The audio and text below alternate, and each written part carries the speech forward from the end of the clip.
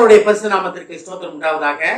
இன்றைய ஜீவ வார்த்தை நிகழ்ச்சியை கேட்டுக்கொண்டிருக்கும் அனைவரையும் கர்த்தருடைய பரிசுத்த நாமத்தினால் வாழ்த்துகிறேன், ஆசீர்வதிக்கிறேன்.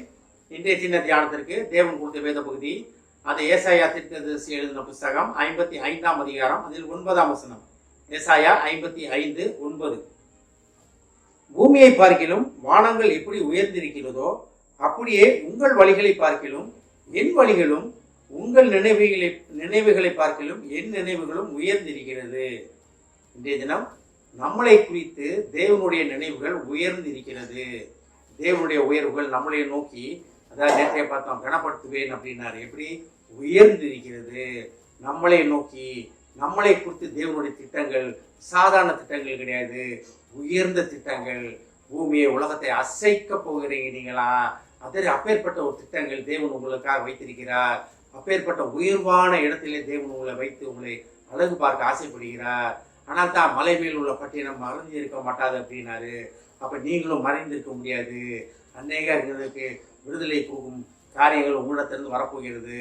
அநேகர வாழ்க்கையில உடைந்து போன வாழ்க்கையை நீங்க திருப்பி கட்டி எழுப்ப போகிறீங்க. அதுதான் தேவனுடைய நினைவுகள், உங்களை குறித்து நினைவுகள். இந்த வசனம் எப்படி ஆரம்பிக்குது பாருங்க. பூமியை பார்க்கிலும் வானங்கள் எப்படி உயர்ந்திருக்கிறதோ. பூமிக்கும் வானத்துக்கும் ஒரு அளவுகோல் உண்டா? அளவுகோலே கிடையாது, அளவுகோலே கிடையாது. போக போக போக போக போய்கிட்டே இருக்கு. இப்போதைக்கு சமீப காலங்களில் நம்ம எல்லாமே இந்த பேப்பர் படிக்கிறவங்க, சயின்ஸ் இன்ட்ரெஸ்ட் இருக்கவங்களுக்கு, வான்வெளி ஆராய்ச்சி கொஞ்சம் தெரிஞ்சவங்களுக்கு தெரியும். அப்போலோ அப்படின்னு 1970 அனுப்புன ஒரு விண்கலம், ஒரு ஸ்பேஸ் கிராஃப்ட் ஒன்று.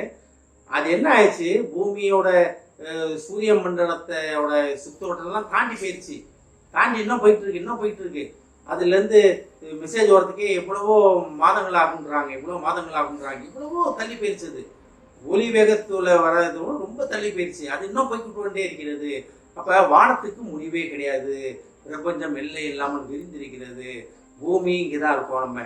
ஆனா வானம் நம்ம கண்ணு கட்டின தூரம் கிடையாது, நம்ம கற்பனைக்கு எட்டாத தூரம். வானத்தை ஒரு சால்வையை போல் விரித்தார் அப்படின்னு வேதத்துல படிக்கிறோம். பைபிள்ல இன்னைக்கு சயின்ஸ் என்னென்னமோ பார்த்துக்கிட்டு இருக்காங்க. ஆனா அன்னைக்கே தேவன் சொல்லிட்டாரு, அந்த அப்பேற்பட்டது நான் விரிச்சிருக்கேன், இன்னும் விருந்து கொண்டே இருக்கிறது அப்படின்ட்டாரு. அப்ப பூமிக்கும் வானத்துக்கும் உயரம் கண்டே பிடிக்க முடியாது, எவ்வளவு தூரம் இருக்கே கண்டே பிடிக்க முடியாது. அதான் பாருங்க, அப்படியே உங்கள் வழிகளை பார்க்கிலும் என் வழிகளும், உங்கள் நினைவுகளை பார்க்கிலும் என் நினைவுகளும் உயர்ந்திருக்கிறது. அப்ப நம்ம ஒரு குறிப்பிட்ட வழி வச்சிருக்கோம். நான் இந்த வழியில தான் போவேன், நான் இந்த மாதிரி தான் இருப்பேன் அப்படின்னு நம்மளை குறித்து ஒரு வழி வச்சிருக்கோம். நான் இந்த மாதிரி பண்ணுவேன், என்னோட காரியங்கள் இப்படிதான் இருக்கும் அப்படின்னு நம்மளை குறித்து ஒரு திட்டங்கள் வைத்திருக்கிறோம். அதே போல நம்மளை குறித்து ஒரு நினைவுகள் வச்சிருக்கோம். நான் இப்படிதான் இருப்பேன், நான் இந்த மாதிரி செய்வேன், நான் அந்த பாதையில் தான் போவேன், நான் அந்த காரியங்கள் செய்வேன், நான் அந்த வேலைக்கு போவேன், நான் அந்த படிப்பேன், எல்லாம் ஓகே. இதெல்லாம் உலக ரீதியான காரியங்கள். ஆனா தேவன் என்ன சொல்றாரு பாருங்க, இது பரலோக அபிஷேகம், தேவனுடைய காரியங்கள். இதெல்லாம் தேவன் நமக்கு கொடுக்கக்கூடிய காரியங்கள் எல்லாம் நம்ம வழிகளும் சரி, நம்ம நினைவுகளும் சரி, எதுவுமே கிடையாது அப்படின்றாரு. எல்லாமே நானே உங்களுக்கு கொடுப்பேன் அப்படின்றாரு. எப்பேற்பட்ட ஒரு வல்லமை உள்ள தேவன், எப்பேற்பட்ட ஒரு கரிசனை உள்ள தேவன், நம்ம மேல எவ்வளவு அன்பு வைத்திருந்தால் பிதாவானவர் நமக்கு இப்பேற்பட்ட ஒரு வாக்குத்தத்தம் கொடுப்பார் பாருங்க.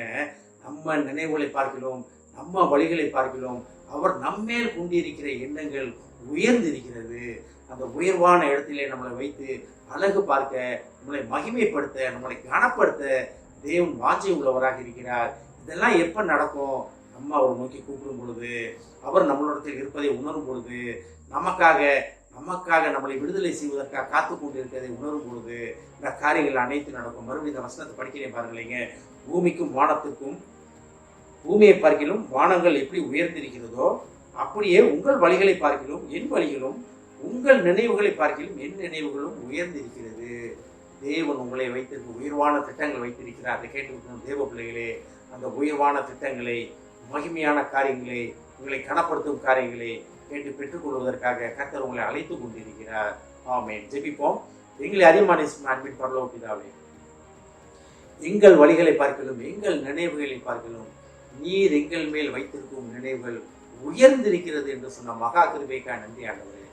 பூமியை பார்க்கலும் வானத்தை பார்க்கலும் எவ்வளவு, பூமிக்கும் வானத்திற்கும் எவ்வளவு உயரம் உள்ளதோ அதற்கு மேல் உயரமாக உயர்ந்துள்ளது என்று நீர் எங்கள் மேல் வைத்திருக்கிற நினைவும் காரியங்களும் வழிகளும் உயர்ந்திருக்கிறது சொன்ன மகா கிருபைக்காக நன்றி ஆண்டவரே. அதை நாங்கள் கேட்டு பெற்றுக்கொண்டு அதிலே நிலைத்திருக்கக்கூடிய மனதை எங்களுக்கு ஆண்டவரே. இதை கேட்டுக்கொண்டிருக்கும் ஒவ்வொருவரையும் ஆசீர்வதிக்கிறோம் அப்பா. ஒவ்வொரு குடும்பத்தையும் ஆசீர்வதிக்கிறோம் ஆண்டவரே. குடும்பத்தில் உள்ள ஒவ்வொருவரும் நீர் அவர்கள் விரும்பும் உயரத்திலே நீர் அவர்களுக்கு கொடுக்கும் மகிமையிலே நிலைத்திருந்து அதை பெற்றுக்கொண்டு உலகத்துக்கு ஒளியாக உப்பாக அவர் மாறப்போவதற்கான நன்றி ஆண்டவர். ஆசீர்வதியும் இயேசுவின் மூலமாய் கேட்கிறேன் நல்ல பிதாவே, ஆமென். கர்த்தர் உங்களை ஆசீர்வதிப்பாராக.